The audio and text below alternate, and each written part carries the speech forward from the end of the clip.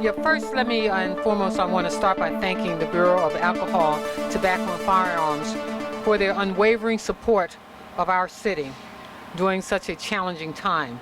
It was the ATF, and I just want to repeat this, it was the ATF that partnered with our Baltimore Police Department to dismantle a gang last week.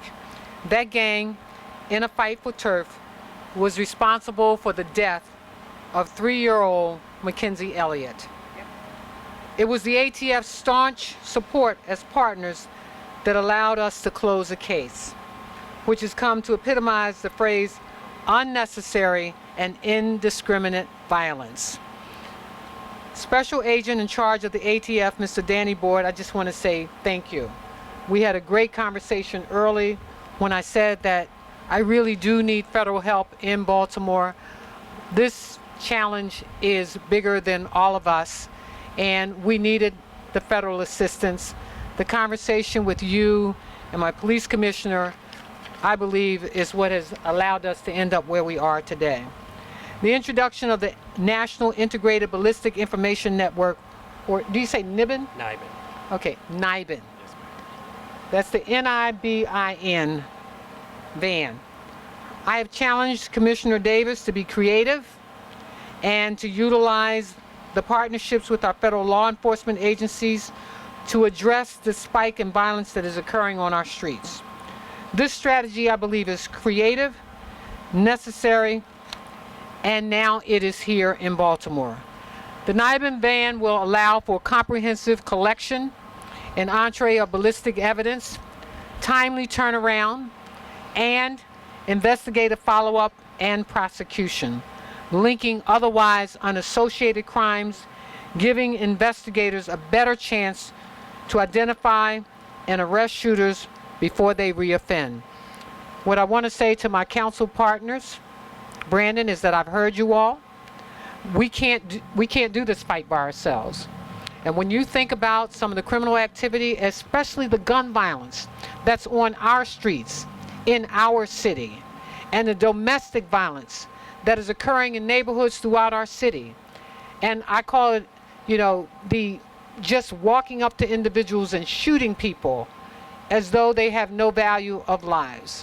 What we're saying today is that we are preparing to end this violence in Baltimore.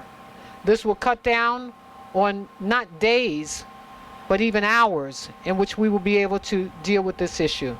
And Mr. President, I just want to thank you for continuing to be a partner with us and understanding that we've got to look outside of our own to make sure that we can do what needs to be done.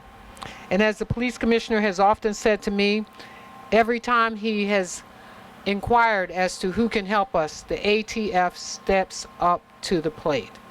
These are federal partners that we need. These are federal partners that are going to make a difference in our city. And we look forward to your engagement. But more importantly, I want to say thank you. And so with that, I'd like to ask Commissioner Davis to talk more about this partnership, and then we'll follow up with Special Agent Danny Board. He will describe more of how this works and how this will help Baltimore City. Thank you. You can clap for that. So thank you, Mayor. I just want to echo very briefly the Mayor's sentiments regarding our partnership with the ATF. And it was just a few days ago that we stood with the ATF and now Deputy Attorney General of the United States, Rod Rosenstein, and announced the long-awaited capture, charging of Mackenzie Elliott's killer. So ATF remains the strongest of partners, and it was a pleasure for me to introduce Special Agent in Charge Danny Board to the mayor recently, and from that conversation I think many good things are happening and will continue to happen in the future. So this van behind me that Special Agent in Charge Board will describe in detail to include its capacities. What does it mean? Who should be worried about it? Well, I'll tell you who shouldn't be worried about it. If you're not carrying a gun in Baltimore, if you're not shooting people in Baltimore, you don't have to worry about that van behind us in Baltimore. You may see it, but if you're not carrying a gun shooting people, you don't have to worry about it.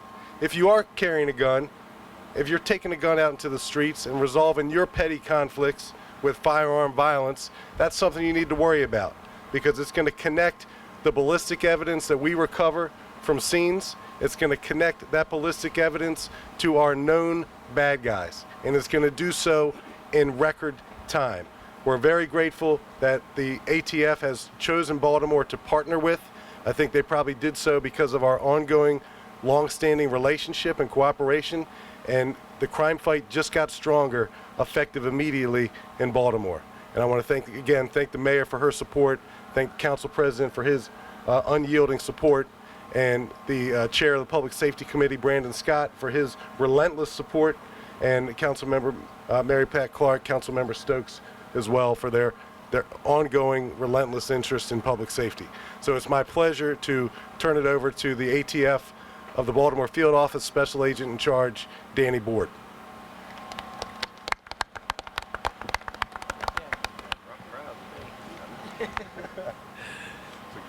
Good afternoon. Again, my name is Daniel Board. I'm a Special Agent in Charge for ATF Baltimore Field Division. This is a proud day for us here at ATF and for the City of Baltimore.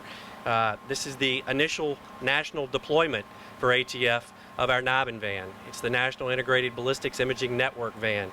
It's basically a mobile forensic lab. It is, as I just said, this is the first of many nationwide. But the primary purpose, regardless of where it's deployed and how it's deployed, is that it is to solve violent crime and provide expedited laboratory results and expedited laboratory leads that can be provided to agents and detectives, just like here in Baltimore, that we can use to solve firearm-related violent crime. The opportunity to actually put those leads together and solve and identify persons who have been responsible for multiple homicides, multiple shootings by the same gun, by the same person, that ability to us, as the Commissioner just said, has been greatly enhanced. Although I have from ATF, our Chief of the Firearms Operations Division, Jim Ferguson, here to answer some of the specific questions about our NIBIN mobile van, there is one thing that I want to make sure I point out, is that the Baltimore City Police Department's forensic lab has done a great job as they improve the way that they process all their firearms evidence. But what this does, this van and this technology and the way that we will now do business throughout the country is the game changer. It is the difference between getting laboratory leads and results in a matter of days or weeks or months, and getting lab results and leads to our detectives and our agents in a matter of under 4 hours. So instead of an offender being arrested in possession of a firearm and being released before we can ever figure out what else that firearm or that person has done, we'll have that information, that lead in hand, before they even have the opportunity to make bail or to make bond. And that is a difference maker for all firearm-related violent crime throughout the country, and it's all going to start here in the City of Baltimore. At this point, I'd like to ask Chief Ferguson to come up just to speak to you for a few moments about the intricacies and the inner workings of our van. Chief, what are you doing over there? What are you doing way over there, Chief? Okay, sorry. Good to see you. It's like a walk-on. Thank you all for coming. As Danny said, my name is Jim Ferguson. I am the Chief of the Firearms Operations Division here for ATF. We've designed this concept with the evolution of technology. Things have gotten a lot faster, a lot smaller, and given us the ability to take our NIBIN equipment and put it into the van, bringing this ability to supplement and augment state and local resources in a matter of seconds. The second we roll up to this, whether it be a police department or a crime scene, we can start capturing the images of ballistics recovered and start comparing those to everything else that's in the network to determine leads that active investigations will be able to assist them and hopefully bring an offender to justice. So that's all I have at this particular time. We'll definitely be showing you the inside, the inner workings of the van and what it's capable of and how it will operate, but we can certainly take any questions as well. Any questions? Do we know how many shootings have been repeated offenders? Do you have any statistics on So I don't have any hard numbers to share with you at the moment, but the violent repeat offender community in Baltimore is known to us, and the challenge is connecting those violent repeat offenders to evidence. And this evidence recovery mechanism behind us today will expedite that process. So it won't be a retrospective investigation that gets somebody down the road. It'll be something that we have right now. But the violent repeater offender community is a known community to law enforcement. And I think part of what was said a little bit earlier is that oftentimes it can take 4 to 7 days, and now we can do it in hours. Okay. Any other question? As long as we want. Did you say as long as we want? I would like to be able to say that it's going to be here forever, but my anticipation is that the initial deployment, although it was initially planned for weeks, I actually anticipate it being here for a full month before we actually take it to another city, but then to bring it back in to make sure that all of our processes that we're working on with the city police department have been improved to the point where all NIBIN processing happens immediately, just like it will with this van. Isn't the effectiveness dependent on how quickly evidence that you collect or have collected in the past is gets into the system? That is part of the rationale behind the van, but it's also the manner in which we set our protocols about how quickly we provide that evidence that's been amassed from the analysis back to our detectives. This van is the start of that. The NIBIN technology is the means by which it's done. The sooner we actually get that intelligence back to our agents, back to our detectives, the sooner they're solving those homicides. So at the scene, you go to the scene of a shooting, and there are shell casings, obviously, or bullets, so you can enter on site. We can, that's correct. Let me also acknowledge Charles Bloomquist, who's with the State's Attorney's Office. More federal help coming Baltimore. Here's some federal help. What more would you like to see from federal officials? Well, right now, I think this is where we want to be. And I can tell you, I'm still having discussions on the Hill. We're having discussions with we will have discussions with our new Deputy Attorney General because he is a friend of Baltimore. But I think that this is what we need right now.